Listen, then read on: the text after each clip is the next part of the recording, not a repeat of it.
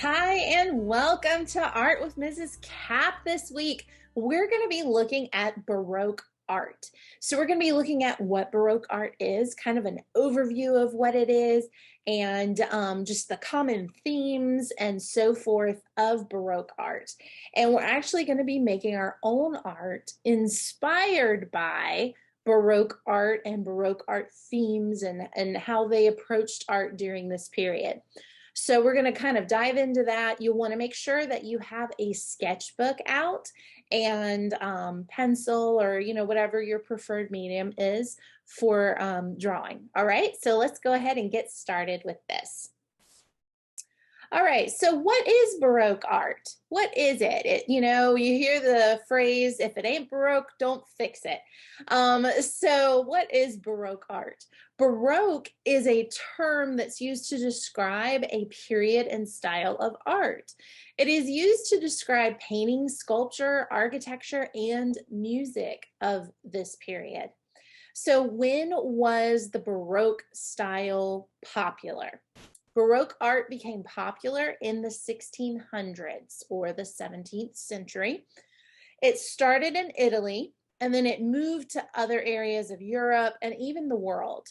You'll even today see stuff that is Baroque style, but original Baroque was taking place in the 1600s, predominantly in Italy, and then moved to other parts of Europe and so forth. So what are the characteristics of Baroque art? The Baroque style started with the Catholic Church. So the church wanted its religious paintings to become more emotional and dramatic. So this type of style spread to where much of the art of the time became very dramatic, full of life and movement, and very emotional. In Baroque art, there was generally action and movement. Angels flew, people fought, crowds cowered in fear, and saints rose to the heavens. All right, so Baroque sculptures were often made of rich materials such as marble. That's very, very colorful marble, not just white marble. They would use like green marbles and pink marbles, just marble that was full of color, bronze, and even gilded with gold. There is a lot of gilding with gold in the Baroque period. All right, so with that in mind, we are going to look at gesture drawing. So gesture drawing, as we look at the Baroque era of art and notice the expressive and dynamic portrayal of people in the paintings, what does this use of movement and expression convey to the viewer? What do you think it conveys to the viewer? So a simple gesture can portray anger, confusion, joy, passion, or sorrow. All these things can be conveyed through gestures that an artist chooses to represent. So gesture drawing, here's some examples of some gestures that are happening in these different works of art. You have everything from like someone like, a lot of that happens in Baroque art where, there's some like, religious figure or whatever, and you have the people that are like, oh, but there's a lot of gestures happening in these works of art. So you can kind of take a look at that, see like the spirit of gesture drawing. And the first part of your project this week, we're going to do this in class, but if you are doing this, outside of class, you'll want to find someone to do this with, okay? Whether it's, a family member, a sibling, or something like that. So one at a time, you would strike a pose, okay? So if you are doing this outside of class, obviously we won't be turning our camera on for this part, but if you're doing this outside of class, you would, get some siblings or some friends or family or someone that you can, get to help you with this. Have them strike a pose, okay? Obviously, They need to make a gesture that's appropriate, nothing inappropriate or vulgar, please. You know, so just make sure, you know, it fits within those expectations. So you're going to have them strike a pose, and then you're going to make a drawing of that pose. So you'll have them sit there for a minute and hold that pose while you do a sketch and a drawing of that gesture pose. So I would use a pencil for this to make the sketch of your person. Again, if you know you're doing this outside of class, use a friend or a family member and try to do at least 2 to 3 different gesture drawings. If you only have one person that can help you with this, just have them do 2 to 3 different poses that you sit and sketch. And you don't have to do it all at one time. You could do it, you know, over the week and have them, you know, help you with this 2 to 3 times. Sit there and pose for you, be your model or something like that. Okay, so when they strike that pose, I want you to guess what feeling the model is portraying with the gesture. So don't let them tell you just, you know, right away. You try to guess and maybe even like kind of, you know, write it out beside the drawing as you're sketching. And then when you're done with this, you're going to take a photo of your sketches and turn them in on the project for this week. Because this project's actually like 3 parts. And you're going to see what the rest of those are. But you're going to turn that in for your credit, for part of your credit this week. So make sure you have 2 to 3 gesture drawings. You can do them all on the same page if you want to. That is perfectly fine. So if you want to not fill up a whole page with each one, you can, you know, put all 3 on the same page and take a picture of that. And then you have that part of the assignment taken care of. Okay. All right. The second of the 3 things we're going to talk about with Baroque art is moral dilemma. So many works of art during the Baroque period and the Baroque era dealt with moral or ethical issues. Obviously, some of those issues may not relate to us today. We may not see anything wrong with those things. But during this time, they were speaking to moral and ethical issues at the time. Okay, so let's look at some examples of Baroque art that seem to convey a sense, you know, of this moral sentiment or some type of message of morality. And then I want you to ask yourself, what is the artist trying to communicate through the art? So let's look. So here we have 2 different moral dilemmas being addressed. I want you to look at both of these works of art, and I want you to ask yourself, what is the artist trying to tell you?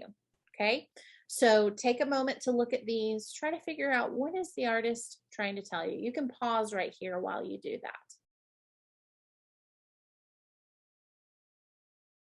All right, so we see there's a lot going on here, okay? And so it's fun to do this in a class and hear like all of the ideas that come about what these moral dilemmas are. And, you know, when you turn your work in, if you want to like type something up for me, that would be great. If you're not, you know, joining us for a live session where we can talk about these things and, you know, exactly what you see is going on here with this moral dilemma.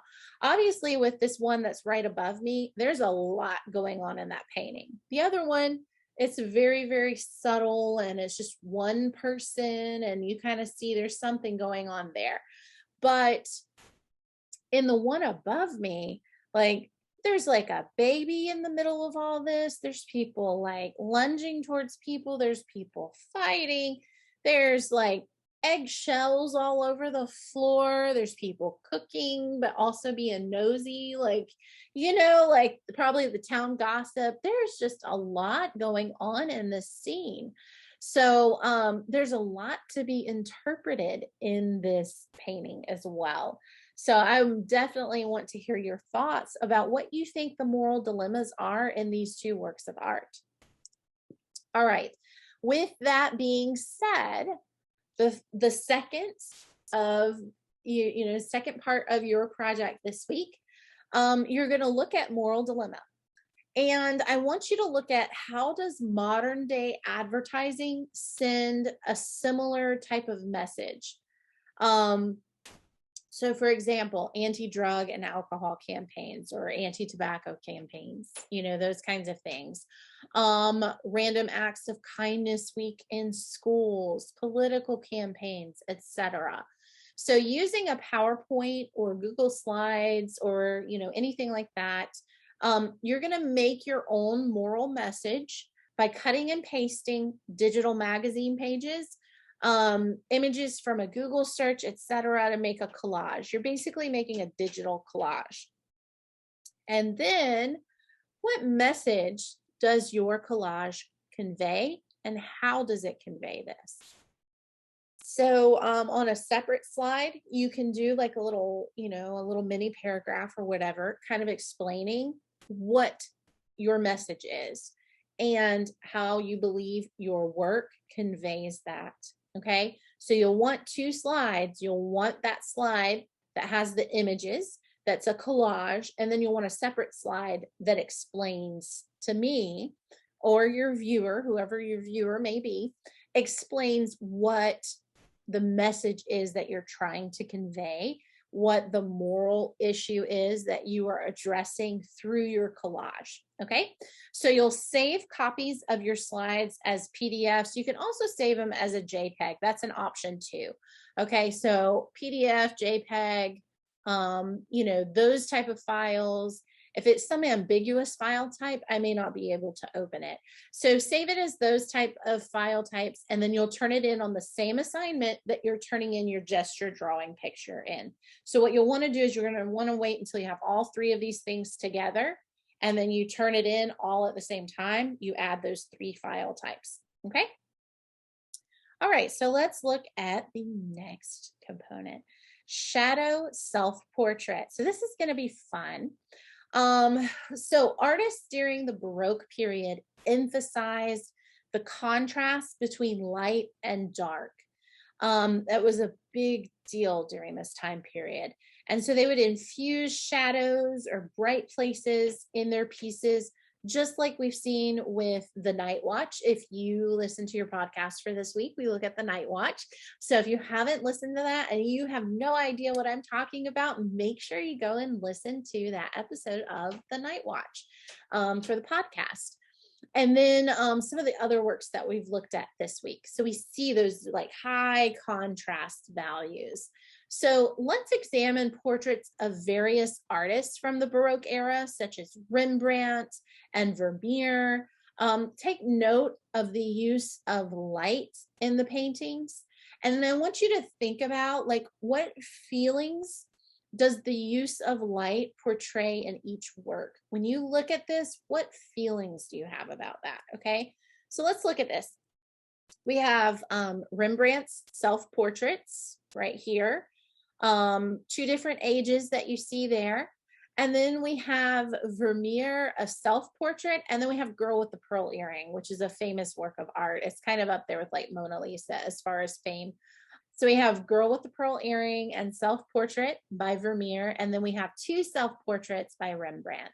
So I want you to look at these, and I want you to kind of think about what the artist's purpose was in their use of light and dark and contrast, and maybe what they're trying to highlight or what they're trying to say in this portrait.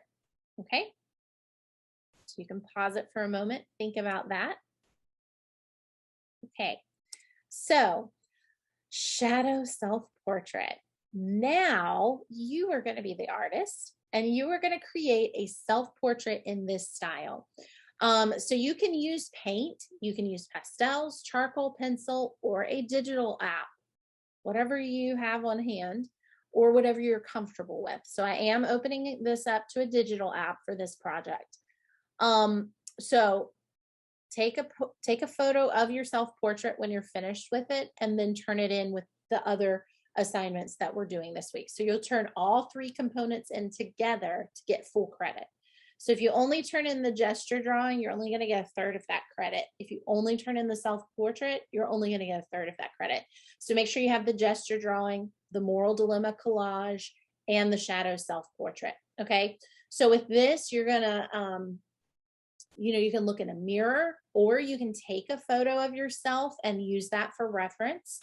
And then you're going to do a work of art where you do that kind of high contrast shadowed self-portrait, just like you see here. You're going to kind of take that style and do your own self-portrait in that vein. However, you don't have to use paint. You can use pastels, you can use charcoal, you can use a digital app, you can use any of those medium. All right. And that concludes our lesson for this week. So if you didn't join us for our live session, we'll be doing this in our live sessions this week. If you didn't join us for our live sessions, you can still do this on your own.